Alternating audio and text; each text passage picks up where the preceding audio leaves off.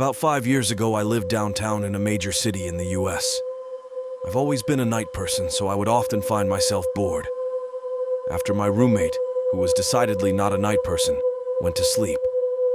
To pass the time, I used to go for long walks and spend the time thinking.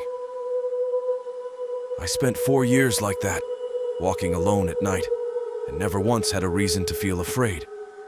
I always used to joke with my roommate that even the drug dealers in the city were polite. But all of that changed in just a few minutes of one evening. It was a Wednesday, somewhere between 1 and 2 in the morning, and I was walking near a police-patrolled park quite a ways from my apartment. It was a quiet night, even for a weeknight, with very little traffic and almost no one on foot. The park, as it was most nights, was completely empty. I turned down a short side street in order to loop back to my apartment when I first noticed him. At the far end of the street on my side was the silhouette of a man, dancing. It was a strange dance, similar to a waltz, but he finished each box with an odd forward stride.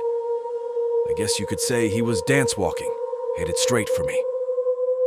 Deciding he was probably drunk, I stepped as close as I could to the road to give him the majority of the sidewalk to pass me by. The closer he got, the more I realized how gracefully he was moving.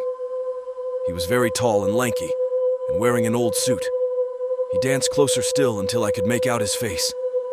His eyes were open wide and wild, head tilted back slightly, looking off at the sky. His mouth was formed in a painfully wide cartoon of a smile. Between the eyes and the smile, I decided to cross the street before he danced any closer. I took my eyes off of him to cross the empty street.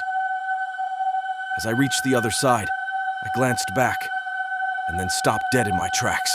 He had stopped dancing and was standing with one foot in the street, perfectly parallel to me. He was facing me, but still looking skyward, smile still wide on his lips. I was completely and utterly unnerved by this. I started walking again, but kept my eyes on the man. He didn't move. Once I had put about half a block between us, I turned away from him for a moment to watch the sidewalk in front of me. The street and sidewalk ahead of me were completely empty. Still unnerved, I looked back to where he had been standing to find him gone. For the briefest of moments, I felt relieved until I noticed him. He had crossed the street and was now slightly crouched down. I couldn't tell for sure due to the distance and the shadows, but I was certain he was facing me. I had looked away from him for no more than 10 seconds, so it was clear that he had moved fast. I was so shocked that I stood there for some time, staring at him, and then he started moving toward me again. He took giant, exaggerated, tiptoed steps, as if he were a cartoon character sneaking up on someone. Except he was moving very, very quickly. I'd like to say at this point I ran away or pulled out my pepper spray or my cell phone or anything at all, but I didn't. I just stood there, completely frozen as the smiling man crept toward me.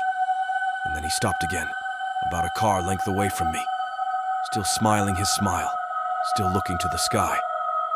When I finally found my voice, I blurted out the first thing that came to mind. What I meant to ask was, "What do you want?" in an angry, commanding tone.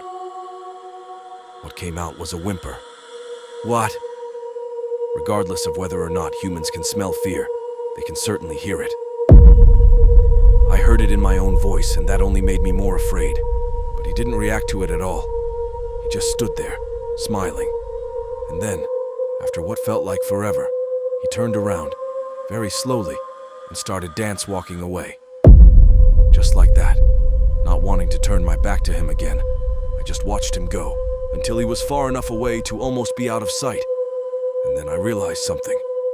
He wasn't moving away anymore, nor was he dancing.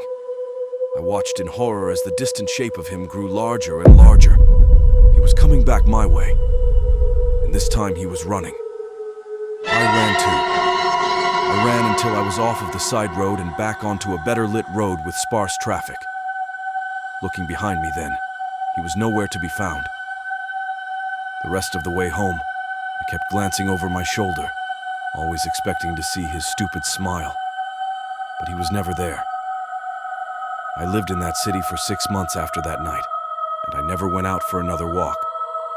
There was something about his face that always haunted me. He didn't look drunk,